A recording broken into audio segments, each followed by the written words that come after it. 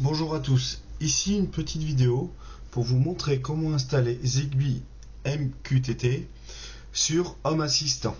Donc vous verrez étape par étape de ce qu'il faut réaliser pour que ça se passe bien. Il y a eu quelques petites erreurs, j'ai volontairement laissé les petites erreurs.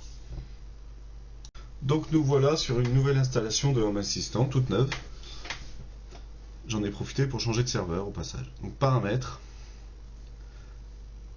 module complémentaire, et là on va aller chercher les modules dans la boutique complémentaire en bas à droite. Donc en premier lieu, on va installer le premier module qui est Mosquito. Vous le tapez et il sort tout de suite. Voilà, vous procédez donc à son installation.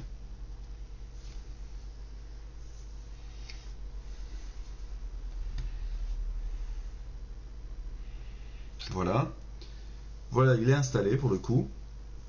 Vous en profitez pour mettre en route le chien de garde. Mais vous démarrez pas le service, on n'a pas fini l'installation, ça sert à rien de le mettre en route maintenant. Donc ensuite, on va faire l'utilisateur, on va rajouter un nouvel utilisateur qui va faire le lien entre Mosquito et le Zigbee. Ajouter un nouvel utilisateur. Vous tapez ce que vous voulez comme nom, vous n'êtes pas obligé de mettre celui que je mets.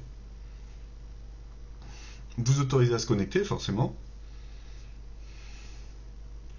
Là, il faudra forcément mettre un petit mot de passe. Donc là, je copie-colle ce qui m'intéresse pour le retrouver plus tard. Hop, je le mets sur le côté. Le nom de l'utilisateur. Et ensuite, je vais faire mon mot de passe d'utilisation. Inutile de vous dire qu'après, il sera changé, forcément. Je copie-colle aussi pour être sûr de ne pas faire d'erreur. On sélectionne ne peut se connecter qu'à partir du réseau local, parce qu'on n'a pas besoin qu'il se connecte depuis l'extérieur, et on n'a pas besoin qu'il soit administrateur, on a juste besoin d'un utilisateur.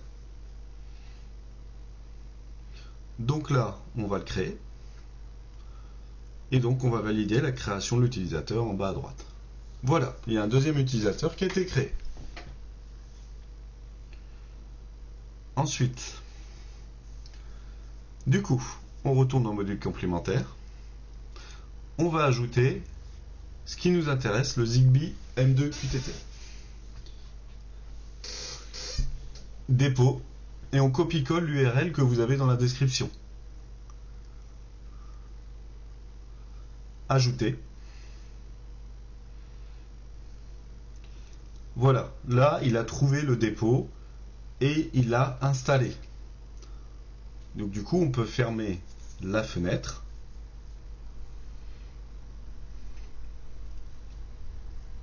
Hop. Là, je me suis fait avoir, il apparaît pas. Ce qu'il faut absolument, on peut le taper là, il va pas ressortir. On revient donc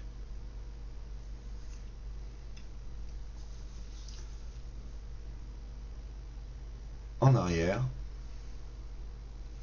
Et on recharge la page tout simplement. Et vous allez voir, boutique supplémentaire, il est là. Donc nous, c'est Zigbee 2 MQTT qu'on va installer. Donc, on clique dessus. Et on procède à l'installation.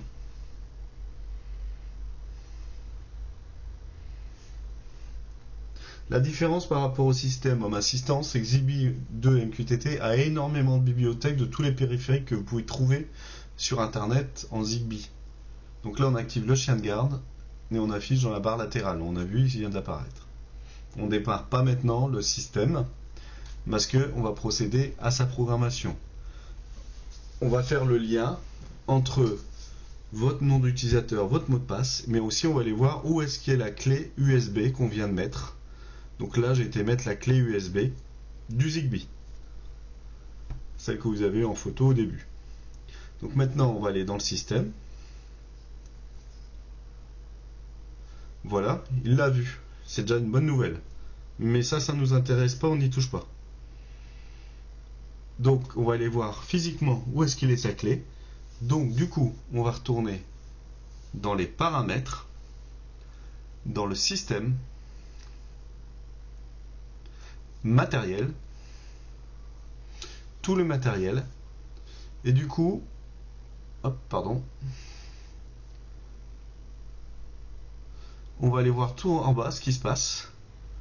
Et on voit l'USB TTY USB 0. C'est là où est stockée votre clé USB.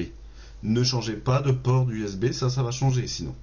Votre clé, elle est là, elle y reste. Donc on va copier-coller cette valeur TTY USB 0 parce qu'on en aura besoin plus tard pour notre serveur Zigbee M2QTT pour savoir où est-ce qu'il doit aller chercher la clé. Donc là c'est pas mal parce que vous voyez tous les liens, vous avez le nom de la clé que j'utilise, etc. Hop, ça j'en ai besoin, copier-coller dans mon bloc-notes, terminé.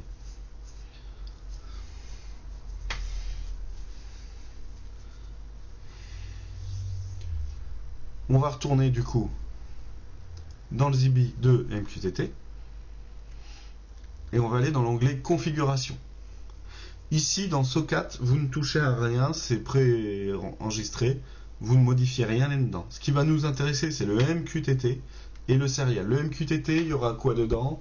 Il y aura le protocole, l'adresse avec le port du MQTT, l'utilisateur qu'on a créé, mais aussi le mot de passe que vous avez mis pour cet utilisateur-là. Donc là, vous aurez tout dans la description. Coller. Voilà. Là, vous avez tout. Le mot de passe, inutile de vous dire qu'il sera changé après. L'utilisateur et le mot de passe. Modifié selon ce que vous avez mis vous, hein, attention. Et ensuite, on va s'occuper du port. Donc là, moi, il était en TTY, ça nous donne /dev/TTY USB 0. Et juste avant, port espace. Attention, regardez bien, vous voyez, de ne pas mettre un espace après. Hein. Contrôlez qu'il n'y a pas USB espace 0. Surtout, hein, qu'il n'y ait pas un caractère. On enregistre. Donc là, on est tout bon, il est enregistré. On laisse cogiter un petit peu pour être sûr. On tourne dans les paramètres. Module complémentaire. On retrouve nos deux modules. Le Mosquito et le Zigbee de MQTT. Donc là, on va démarrer les services. Mosquito, oui, MQTT. On attend.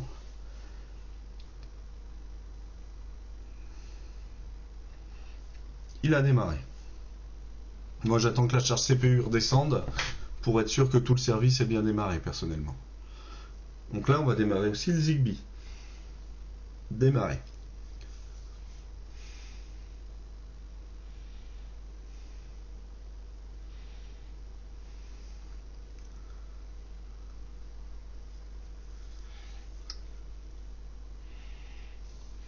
Donc maintenant, on va aller voir dans la configuration et dans le journal. Le journal, on actualise. Ça parle pas beaucoup. Hein.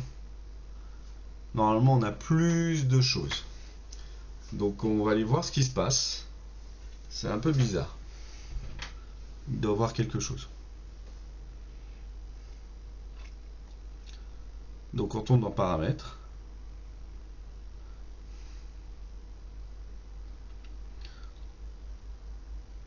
Là, tout a l'air d'aller.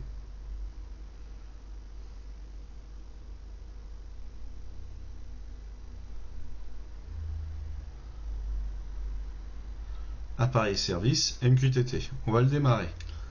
Donc, on va cliquer sur configurer le MQTT. On valide. Là, ce qui est bien, c'est qu'on n'a rien à faire.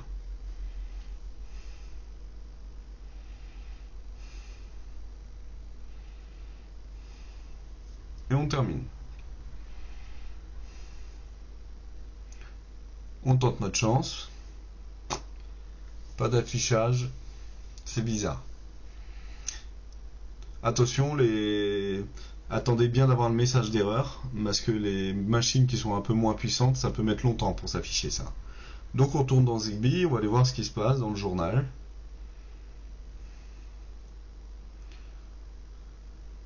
On actualise.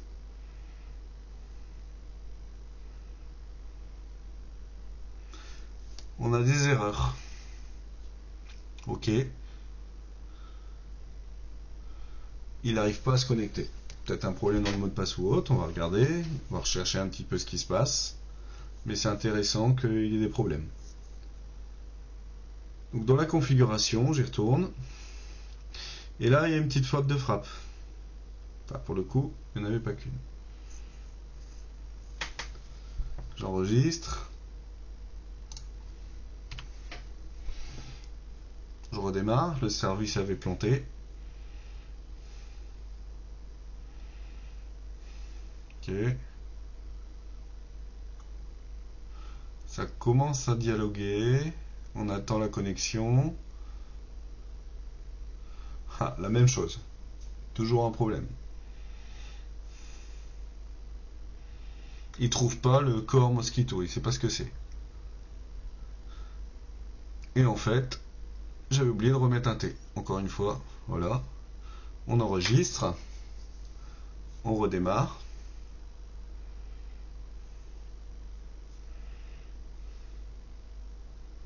Ok. Redémarrer. Donc là, c'est une clé qui était existante dans mon Raspberry où il y avait Home Assistant.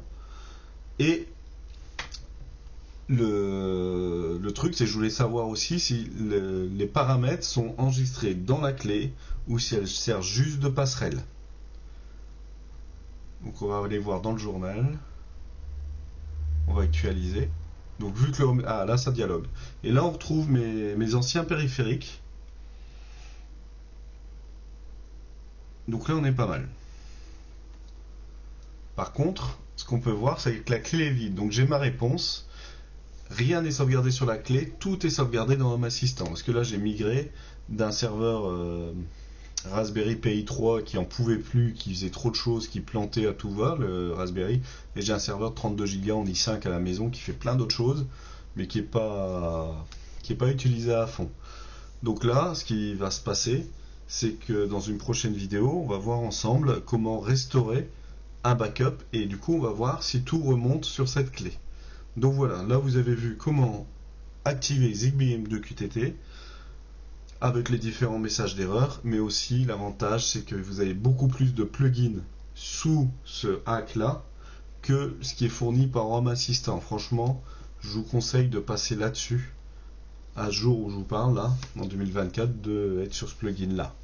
Donc voilà, n'hésitez pas à vous abonner et bonne soirée, bon courage.